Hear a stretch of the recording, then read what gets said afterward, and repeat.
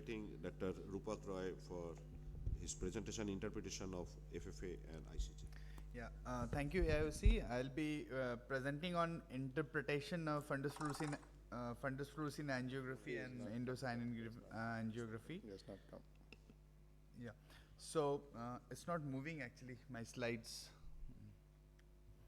Yeah, so the basic principle is the fluorescein is the property of certain molecules to emit light of longer wavelength when continuously stimulated by a light of shorter wavelength. So my basic focus is to make all of us understand the interpretation. So we all know this. It's the main important thing to understand here. This fluorescein is around 80% bound to serum proteins, and it is excreted by kidneys. So fluorescein angiography is to be avoided in patients with renal impairment, whereas ICG angiography is to be avoided in patients with liver or hepatic impairment.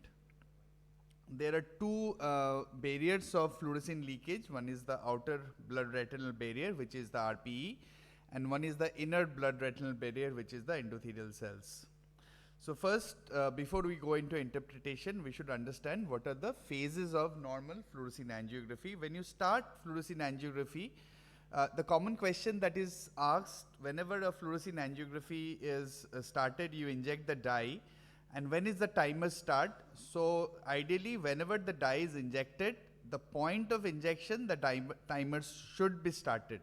So whenever the operator is injecting the dye, same point the timer should be started. The dye should be ideally injected in a bolus dose, but if you give it in a bolus, sometimes patients have little vomiting. So just do not give it full bolus, space it over a period of 2 to 3 seconds. The moment you inject, if you put the camera on, this is what you get. You don't actually able to see anything. So what you get is, first, you are not able to see, you are just able to see the choroidal flush. So this is a transmitted something that is coming from the choroidal flush. This is where the dye enters the choroidal circulation. The important questions that everybody will ask you whenever there is a question on the plate in the FFA, that is, what is the arm to choroid time? It varies. It can be from 8 to 12 seconds or 12 to 15 seconds. Whenever it is more than 30 seconds, it is abnormal. It is usually abnormal whenever you have a pathology like an ocular ischemic syndrome or any kind of arterial obstruction. This is the time where the cilioretinal artery starts filling up. So again, very important to remember what is the arm to choroid time. As the dye progresses, this is the first time where you are able to see the arteries filling. So this is how the dye progresses. The next phase is the arterial phase, where you are nicely seeing that it is filling up the arteries, but the veins are yet to be filled. Again, the important question at this point is the arm to retina time. It is the time taken for the dye to fill up the arteries, and it is around 10 to 15 seconds. The second important time or that is to be remembered in contrast to this FFA, that is the arm to retina time. Again, this can be increased in occlusions. Then we go into the AV phase, where the veins start filling. First you have the laminar flow. This is the laminar flow, the veins start to fill. And you have the late AV phase, where the veins are completely filled, and this is known as the peak phase also, where you can nicely see the foveal avascular zone. One common question that is commonly asked, what is the AV transit time? And trust me, 99% of the times whenever the PGs are asked this question, they fail to answer this. So the AV transit time is the time taken for the dye to transit from the artery to complete filling of the vein of the same segment. This is the question that most of the people fail. They will usually tell that is the time it takes from the start of the arterial filling to complete filling of the vein. So the complete answer is the filling of the vein of the same segment, not the other segment, of the same segment. So this is a very sensitive indicator for vein occlusion, early vein occlusion. So AV transit time is filling of the same segment. This is the recirculation phase. So now whenever you look into FFA, basically you have to look whether it is a hypofluorescence, that is whether it is black or whether it is hyperfluorescence, whether it is white. So on a mental level, you just have to see whether it is black or it is white. So we'll start with hypofluorescence. So again, you have to look whether it is black or white. So hypo means it's black. So let us see some images of hypofluorescence, then we'll see how to interpret it. So you can have a hyperfluorescence, you can have a blocked retinal hyperfluorescence. That means, see, these are the vessels, you are not able to see the vessels. So these are retinal hyperfluorescence because the retinal vessels are obscured. On the contrast, here you can see the vessels nicely. So here you have a blocked fluorescence, which is a blocked choroidal fluorescence, because the retinal vessels you are able to see nicely. Again, this is a hypofluorescence, where again you are able to see the retinal vessels very nicely. So it's a blocked choroidal fluorescence. So whenever you see a black thing, you know it's a blocked fluorescence. The moment you see a blocked fluorescence on a mental level, you have to try to unravel whether it's a retinal hyperfluorescence or a choroidal hyperfluorescence. And here you have a hyperfluorescence at the level of the disc, so it's a blocked disc fluorescence. And finally, you have a fluorescence again, just the retinal vessels are seen, but again you are not able to see below the vessels. So now, now you have identified what type of block fluorescence is here.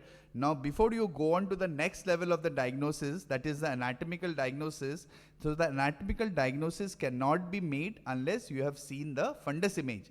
So fluorescein angiography diagnosis is not complete without seeing the fundus image. So now we go back to the same images now with the fundus images. So now this is a pre-retinal hemorrhage which has caused the retinal block fluorescence. Now this is a case of a choroiditis which Dr. Partho has shown, which is casting the block fluorescence. So this is a case of subretinal hemorrhage, the same patient. This is a different aspect ratio because this is the image taken on a different machine. So this is a subretinal hemorrhage, mostly caused by a disease called polypoidal choroidal vasculopathy. And here you see an entire area of blocked fluorescence, choroidal fluorescence. This is a melanocytoma of the disc which is causing a blocked fluorescence. And finally, this is, you are able to see no structural obstruction here, but all these areas are obstructed. So here you have something known as a capillary non-perfusion due to vein occlusion. So this is a filling defect. So basically a blocked fluorescence or a hypofluorescence can be of two types. One could be a filling defect where basically the dye is not reaching, or can be a blocked fluorescence. The block is because something is obstructing it. That you can only see by observing the fundus image. Now coming to the hyperfluorescence, there are these 5 types of hyperfluorescence that you can really see. They are pre-injection, window defects, leakage, pooling and staining. So lot of people have lot of confusion between leakage, pooling and staining. So I'll try to simplify them so that on a conceptual level you don't really get confused between them. So first we'll start with pre-injection hyperfluorescence. Now this is a case of a patient with trauma. This is a hyperfluorescence which you see before the injection of the dye. So this kind of pre-injection hyperfluorescence can be seen because of autofluorescent properties of dehemoglobinized blood, or sometimes in older machines due to mismatch of the filters, which was earlier known as pseudofluorescence. This is not very commonly seen nowadays. So this is known as pre-injection hyperfluorescence. So again, anything white is hyperfluorescence. Now coming to something known as window defects. So I'll start with the case first. So this is a patient, you see there are some RP alterations here. Now this is an angiography picture. This is a early AV phase. You can see there is something white. So this is a hyperfluorescence, of course. So as you are going across the faces, this hyperfluorescence is increasing. See, the size is not increasing, the intensity is increasing slowly, and again this is fading away. So now any window defect appears early in the choroidal phase. It will be maximum in the arteriovenous phase and then fades in the later phase. So this usually occurs in cases of RP atrophy. So what you are basically seeing is the transmitted fluorescence from the choroid. So it appears early in the choroidal phase, maximum in the arteriovenous phase, and fades in the late phase. This is a typical picture of a window defect.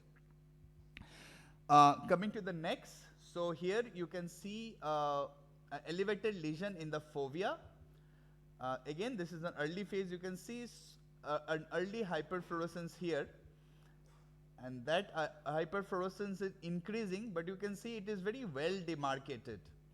And then in the later stages, there is intense hyperfluorescence, but again it is very clearly demarcated in that same area. So this is a pooling where the hyperfluorescence will increase in intensity, but if you see these three frames, they are exactly the intensity has increased, but the area remains exactly the same. So this is a pigment epithelial detachment, and this is a typical example of pooling where the hyperfluorescence will increase, but the area will not.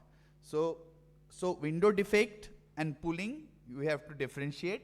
In pooling, the intensity will increase, the area will never increase, because pooling occurs due to accumulation of dye into an anatomical space.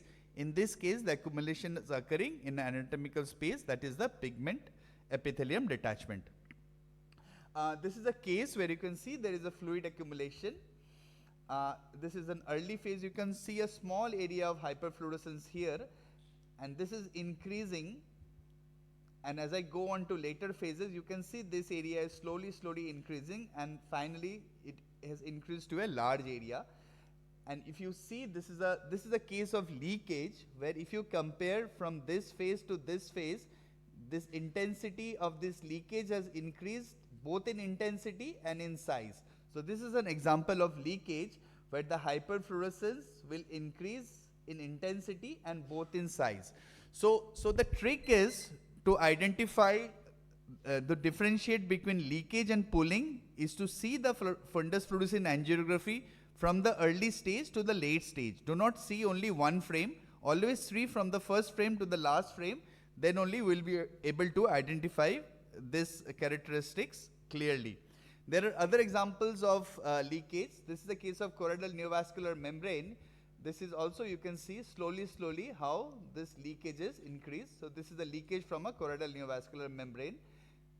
Some other types of leakages also we have to identify. This is the leakage from a microaneurysm, which is very common in diabetic macular edema. These are a typical type of leakages which happens in cystoid macular edema, which is known as a petaloid leakage. This is an intense leakage that we can see from in cases of PDR, which is known as disc new vessels. This is the fundus photograph. Also in PDR, you can see something known as new vessels elsewhere, or NVE. This is the fundus photograph, and this is the NVE, the fundus fluorescein angiography picture. And finally, this is a patient of a ARMD case where you can see there is a scar. And if you do fundus fluorescein angiography, this is the early phase. You can see there are small whitish areas here. But in the late stage, you can see there is a hyperfluorescence emerging here. And this is the area of hyperfluorescence. So this is the case of staining, where the hyperfluorescence which occurs at late stages. See, early stages, there is nothing much, but there are hyperfluorescence at the late stages, but it will never cross the scar margins. I have 3-4 slides left. So this is a typical example of staining. So in window defects, the hyperfluorescence starts early. In staining, the hyperfluorescence you will see in the late stages.